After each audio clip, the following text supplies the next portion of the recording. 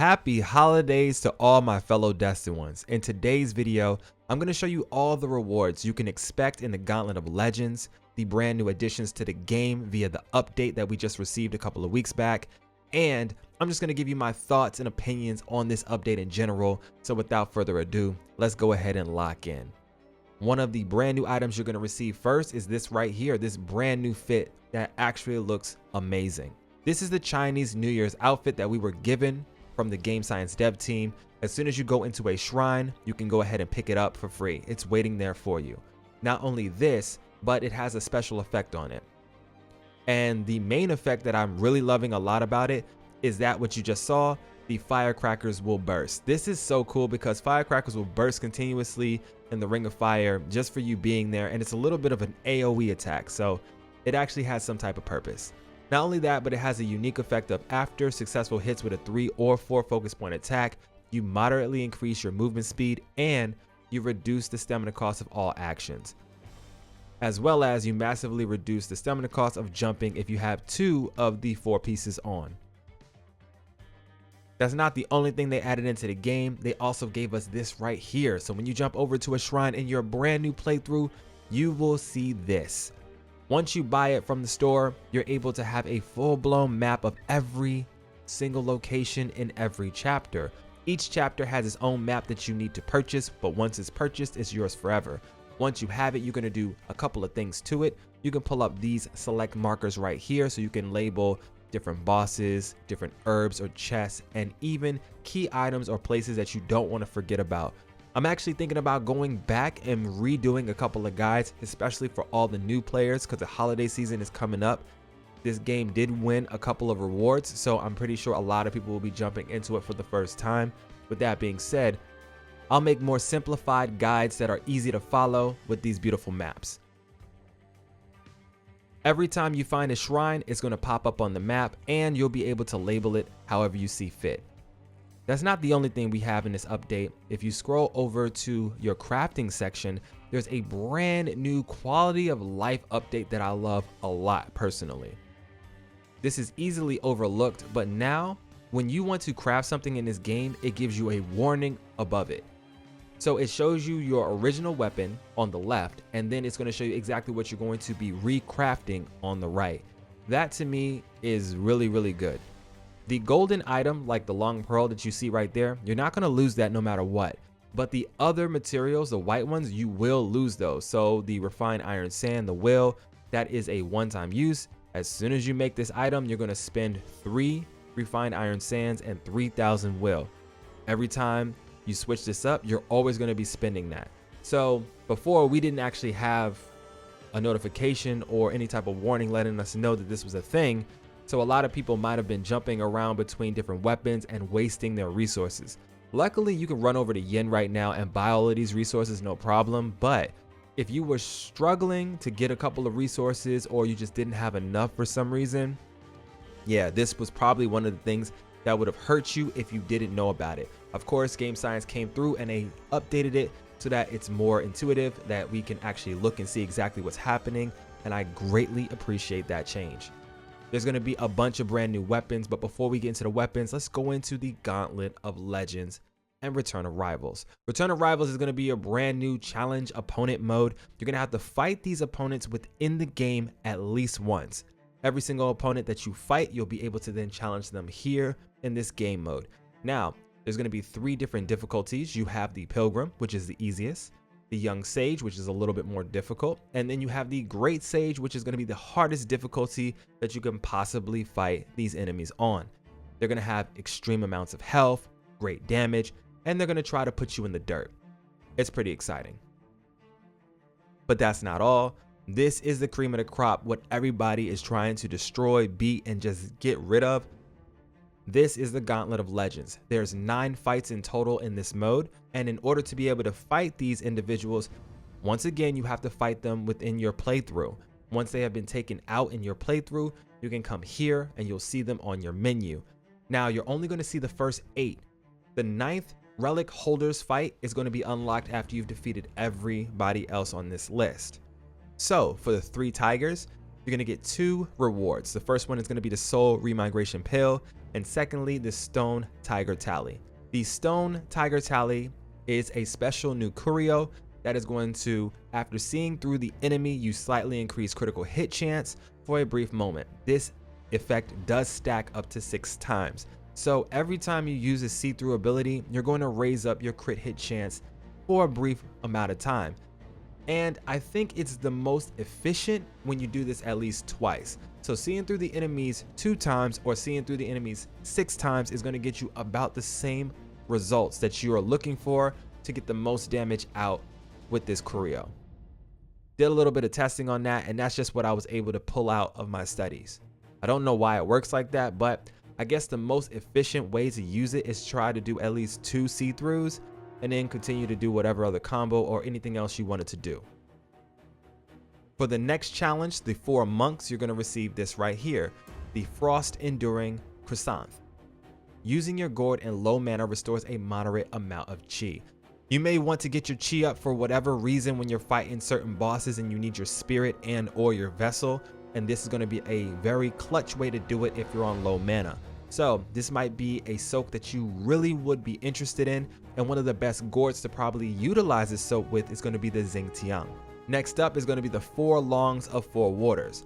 Now this one is a little bit convoluted for me personally. I don't really understand what exactly this thing is doing, but I'll try to explain it to what I think it's doing. Glimmering Scale Pellets is a brand new medicine as well as a formula. After using, you considerably increase the damage of all scale made staffs attacks for a relatively long duration. Now it says a relatively long duration, but when I use this, it runs out in about 8 to 10 seconds. So it's not as long as like the LAAP pill, for example, the long aura amplification pellets. No, it doesn't last half as long as that, not even a quarter as long as that does. This is about, I want to say 8 to 15 seconds at max. Maybe I'm not using the right staffs for this. I was expecting that all the different staffs that you get from fighting the dragons, maybe these were the staffs that would be affected by that, but I cannot like arguably confirm that as of right now. I've done a bunch of testings and it's kind of confusing. I thought that the Kongjing staff, the Long Reef staff, the Golden Long staff, and the Storm Flash staff would all be affected by this pill. And the reason why I say that is these 4 items right here were all given to you from some type of dragon fight. So I was expecting it just to work like that. Let me know down in the comment section below how it works for you and if you actually utilize it at all. For me, there's too many other medicines that I actually use on a regular basis, so it's not in rotation for me personally. But if it works for you, let me know down in the comment section below. I would really love to hear about it. If you guys have enjoyed this video so far, I would greatly appreciate it if you smash that like button for me. But let's get back to it. Next up is going to be the Valiant Six. This is a pretty decent fight. You're going to be facing at least 2 enemies per fight, which is kind of annoying, but it's a throwback to all those enemies that you probably didn't like too much during your playthrough. You're going to receive a Soul Remigration Pill for the first reward, and the second one is this right here, my brand new favorite item, Ever Burning Palace Lantern. This thing is cracked out if you have the right build, and this build right here is the one you want to look for.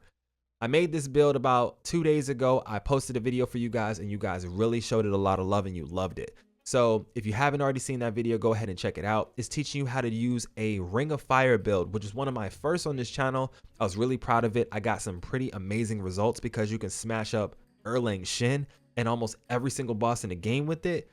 So for me personally, it's a W. Let me know how you feel about that build, as well as this amazing new Curio in the game. But let's go ahead and talk about what this thing is doing. Jumping into your menu, this Curio is the Ever Burning Lantern. In lava terrain as well as the Ring of Fire, light attacks inflict scorch damage. Now, I pile this on top of the Fanged Cyan staff. Those two put together, and you using a little bit of pillar stance to get a little bit more scorch damage out there, you're going to see some amazing results. Go ahead and try it for yourself and let me know what you think.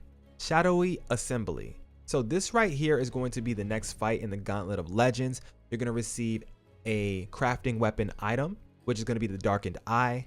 as well as Kung Steel and Sour Wine. Sour Wine is also a brand new drink that we received in this update, and each sip restores 24 of your maximum health. For a short duration, you increase the stamina cost of all actions, but you enhance the damage dealt by all charged attacks and varied combos. I also use this in my last build that I was just talking about, and I get some pretty nice results from it. The damage boost is short. Yes, it's very short, but it's noticeable, and you're definitely going to feel it and see it, and it's worth it for me personally. If you bring that crafting item over to the blacksmith or the store, right here you can make this right here, the Leeching Centipede Staff. This is going to be a brand new staff that we get with the unique effect of all moves that consume focus restore a small amount of health upon hitting the enemy. If the enemy is under poison state, the healing effect is massively enhanced.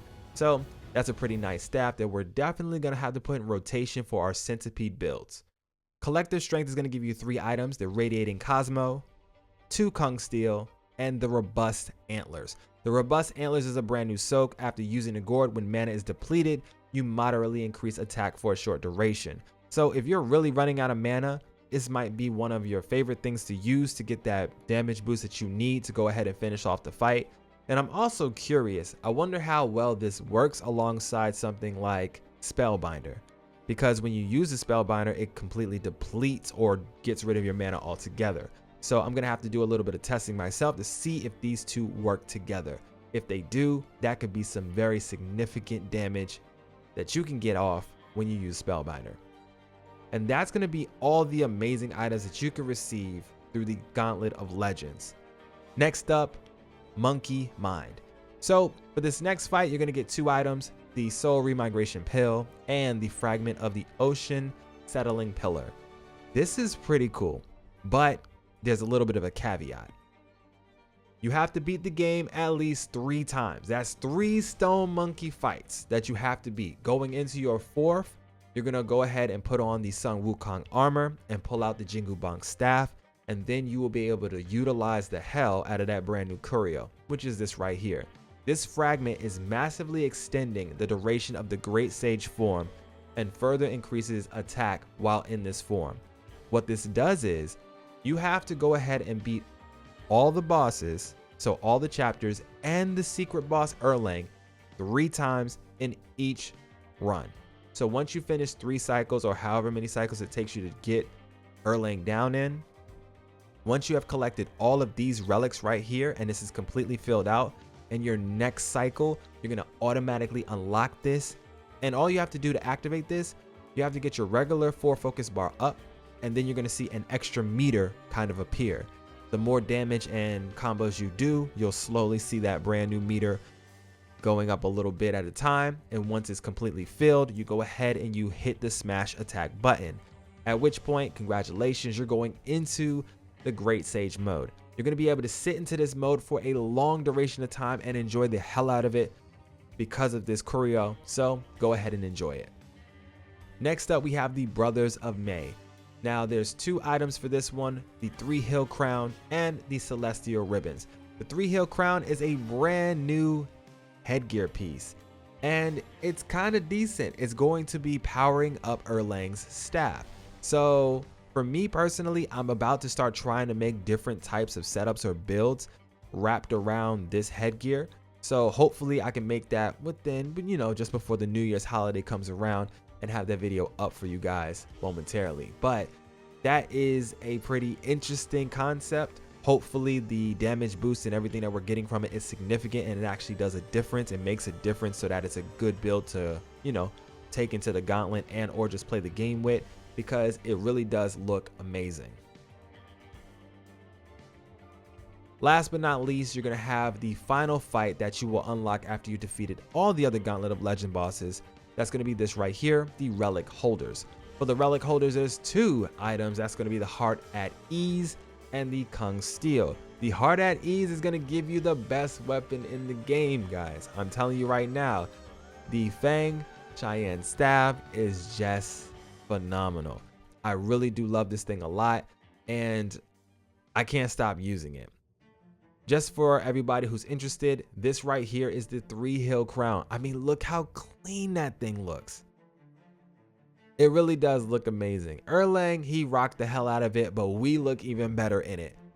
Hopefully, I can make a pretty cool build that's wrapped all around this, and it might be using this staff right here, the Zing Mallet. Some pretty amazing prizes right there. I'm not going to hold you, and I hope you enjoy them once you've defeated all of the Gauntlet bosses. If you're struggling with the Gauntlet, go ahead and take a look at all of these guys here. They will definitely help you out and put you on the path to greatness. You're going to be able to beat all the different bosses down with ease and no struggle. My personal thoughts about this update, I have to say that I love it a lot. I think that they came through with this boss challenge and they really put a lot of energy and thought into it. These bosses are extremely difficult and the prizes are really good. Some of the prizes are absolutely phenomenal. For example, the Fragment of Ocean Settling Pillar mixing in with a little bit of the Fanged Cyan staff and stuff like that. Like, you can really get a lot out of all the different objects, especially if you put them together into a certain build. I'm loving everything that they did here. I think it's a great holiday addition to Black Myth Wukong, and I really am grateful for all the work that Game Science is putting into this game. They're really looking out for us, and they're not asking for anything extra. This was a free update to their community, and I just want to give a hats off to them. Happy holidays, and thank you so much for this amazing game and all of these updates. I can't wait to see what they're bringing in the future. I know the expansion should be coming sometime in the spring of next year, or that's at least what the grapevine is saying right now. We'll have to wait and see for the official announcement, but when that drops, you already know your boy is going to be all over it. This was an amazing year for Black Myth Wukong, and I can't wait to continue this journey with you guys. That's going to be all for today's video. I hope you enjoyed it. If you did, go ahead and smash that like button for me. Sub to the channel so that you don't miss out on any more tips, tricks, guides, and everything else you need for Black Myth Wukong and your favorite games. This is your boy M of MSenseiHD. For now, though, I'm out of here. If you guys have enjoyed this video so far, I would greatly appreciate it if you smash that like button for me. But let's get back to it.